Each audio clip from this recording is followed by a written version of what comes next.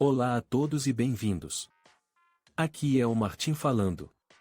Neste episódio, discutiremos 3 tópicos muito importantes. Boas notícias, Wall Street. As chances de recessão nos Estados Unidos caem novamente. Veja por quê. Cordão umbilical financeiro da China para a Rússia, estaria o yuan se tornando a nova moeda global? Preços do petróleo estagnados, existe algo que possa contrapor a desaceleração econômica da China? Tópico número 1. A probabilidade de a economia dos Estados Unidos entrar em recessão diminuiu, segundo um relatório do Goldman Sachs, atribuída a tendências positivas na inflação e no mercado de trabalho. O Goldman Sachs revisou sua estimativa de uma possível contração econômica nos Estados Unidos nos próximos 12 meses para 15%, abaixo de uma estimativa anterior de 20%. Essa revisão é influenciada por indicadores favoráveis de inflação, uma perspectiva positiva para a renda real e uma redução da lacuna entre empregos e trabalhadores. O Banco de Investimento vem diminuindo a probabilidade de uma recessão nos Estados Unidos desde julho, o que ocorreu após um impacto menos severo da crise no setor bancário na economia. A estimativa de recessão do Goldman Sachs é consideravelmente menor em comparação com o consenso do Bloomberg, que permanece em 60%.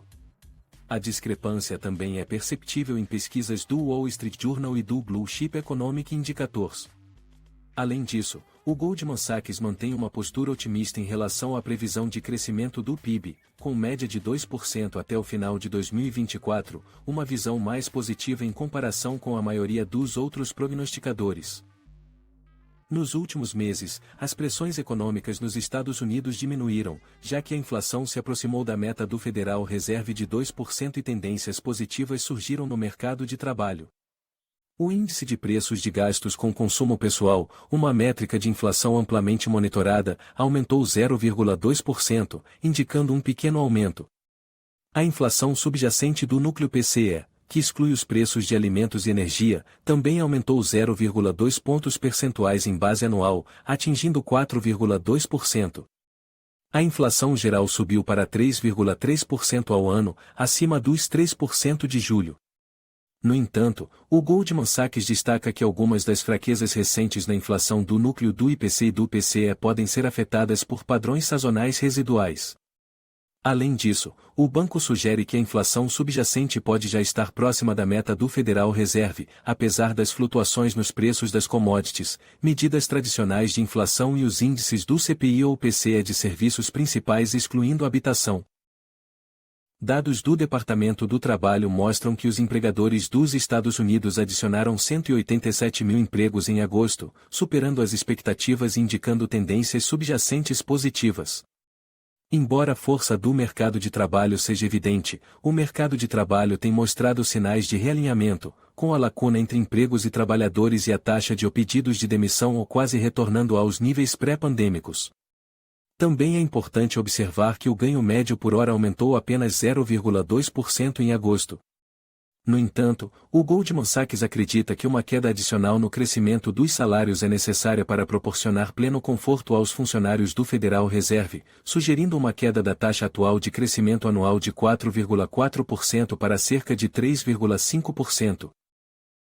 Após elevar as taxas de juros 11 vezes desde março de 2022 na tentativa de trazer a inflação para sua faixa-alvo, o Goldman Sachs indica crescente confiança de que o Federal Reserve tenha terminado de aumentar as taxas de juros. O banco interpreta o compromisso do presidente Powell em o proceder com cautela na conferência de Jackson Hole como um sinal de que um aumento de taxa em setembro é improvável e que o obstáculo para um aumento em novembro é significativo. No entanto, o Fed não deve mudar rapidamente para uma política monetária expansionista a menos que o crescimento caia mais drasticamente do que o previsto nos próximos trimestres. O Goldman Sachs espera apenas cortes graduais nas taxas de juros de 25 pontos base por trimestre, começando no segundo trimestre de 2024. Em conclusão, a probabilidade de uma recessão nos Estados Unidos diminuiu devido às tendências positivas na inflação e no mercado de trabalho.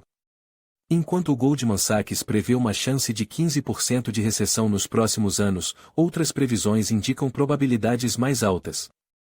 O alívio das pressões econômicas, especialmente em relação à inflação e ao crescimento do emprego, contribuíram para esta estimativa revisada.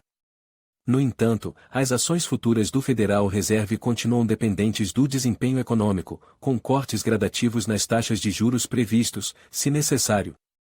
No final, o tópico convida à discussão e incentiva os leitores a compartilharem suas opiniões sobre o estado atual da economia dos Estados Unidos e suas expectativas para sua trajetória futura.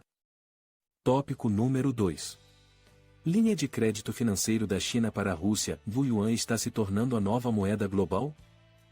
Bancos chineses aumentaram recentemente seu apoio financeiro aos bancos russos, fornecendo bilhões de dólares em financiamento. Isso ocorre depois que o sistema bancário russo foi desconectado do serviço de mensagens SWIFT em resposta à invasão da Ucrânia. Inicialmente hesitantes em trabalhar com os bancos russos devido ao medo de sanções secundárias dos Estados Unidos, 4 dos maiores bancos da China agora estão fazendo mais negócios com eles como parte da estratégia mais ampla de Pequim para promover o uso internacional do yuan como alternativa ao dólar dos Estados Unidos. De acordo com dados analisados pela Escola de Economia de Kiev, a exposição da China ao setor bancário da Rússia quadruplicou nos 14 meses que antecederam março deste ano.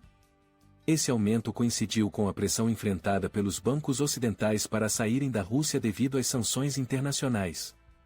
O Banco Industrial e Comercial da China, ICBC, o Banco da China, o Banco de Construção da China e o Banco Agrícola da China estão entre os bancos chineses que aumentaram sua exposição à Rússia, elevando coletivamente o valor de 2,2 bilhões de dólares para 9,7 bilhões de dólares durante esse período. ICBC e Banco da China sozinhos responderam por 8,8 bilhões de dólares desses ativos. Em comparação, o Raiffeisenbank, da Áustria, que foi cauteloso em deixar a Rússia, aumentou seus ativos no país em mais de 40%, de 20,5 bilhões de dólares para 29,2 bilhões de dólares no mesmo período. Desde a imposição das sanções SWIFT, o sistema financeiro da Rússia rapidamente adotou o yuan, substituindo o dólar em muitas áreas, especialmente no comércio e como moeda mantida em reservas.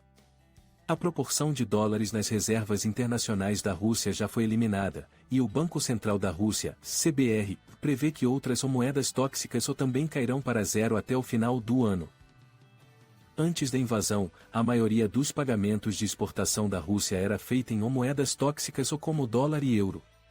No entanto, a participação do renminbi agora aumentou para 16%, enquanto a proporção de moedas tóxicas diminuiu. Como resultado, a porcentagem de ativos bancários russos mantidos por credores estrangeiros caiu de 6,2% para 4,9% nos 14 meses que antecederam março. Esse recente desenvolvimento de apoio financeiro dos bancos chineses aos bancos russos tem implicações para o panorama financeiro internacional. O aumento da exposição dos bancos chineses ao setor bancário russo sugere uma potencial mudança nas alianças financeiras e destaca os esforços da China para fortalecer o uso internacional de sua moeda. Também reflete uma mudança no panorama geopolítico, com os bancos ocidentais enfrentando pressões para deixar certos mercados devido a considerações políticas e regulatórias. Vale considerar o impacto desses desenvolvimentos no sistema financeiro global e o papel das diferentes moedas no comércio internacional. Como você percebe o aumento do apoio financeiro chinês aos bancos russos e a crescente aceitação do yuan? Quais implicações isso pode ter para o futuro das relações monetárias internacionais? Sinta-se à vontade para compartilhar seus pensamentos e opiniões nos comentários abaixo. Tópico número 3. Preços do petróleo presos no limbo, há algo que possa contrabalançar a desaceleração econômica da China? Os preços do petróleo permaneceram relativamente estáveis na terça-feira devido a fatores concorrentes que afetam o mercado. Embora a antecipação dos cortes de oferta pelos principais membros da OPEP+, nomeadamente a Arábia Saudita e a Rússia, tenham fornecido algum apoio, as preocupações com os desafios econômicos em curso na China contrabalançaram essas expectativas. Os futuros do petróleo Brent para novembro tiveram uma pequena queda de 9 centavos, ou 0,10%, e se estabeleceram em $88,91 por barril. Enquanto isso, os futuros do petróleo bruto do Texas, WTI, para outubro tiveram um modesto aumento de 34 centavos, ou 0,4%, atingindo $85,89 às 0315 GMT. Há ampla especulação de que a Arábia Saudita prolongará seus cortes voluntários de produção petrolífera até outubro, enquanto a Rússia deve anunciar um novo acordo de corte de oferta da OPEP+ ainda esta semana, conforme afirmado por seu vice-primeiro-ministro. Moscou já tomou a iniciativa de reduzir suas exportações em 300 mil barris por dia, BPD, e em setembro, após uma redução de 500 mil BPD em agosto. De forma semelhante, espera-se que Riad estenda seu corte voluntário de 1 milhão de BPD até outubro. Levando em consideração as expectativas do mercado, é improvável que esses dois grandes produtores se afastem da prorrogação dos cortes de oferta, pois isso poderia arriscar desencadear uma venda no mercado, segundo analistas do ING, uma corporação multinacional de serviços bancários e financeiros sediada na Holanda. No entanto, no lado negativo, uma pesquisa realizada no setor privado revelou que o crescimento da indústria de serviços da China atingiu o ritmo mais lento em 8 meses. Isso pode ser atribuído à demanda persistentemente fraca, que continua impedindo a recuperação da segunda maior economia do mundo, apesar das tentativas anteriores de estimular o consumo. Além disso, o Japão, a terceira maior economia do mundo, registrou uma queda de 5,0% nos gastos das famílias em julho em relação ao ano anterior. Essa cifra, que superou a queda prevista de 2,5%, marca o quinto mês consecutivo de queda nos gastos domésticos no país.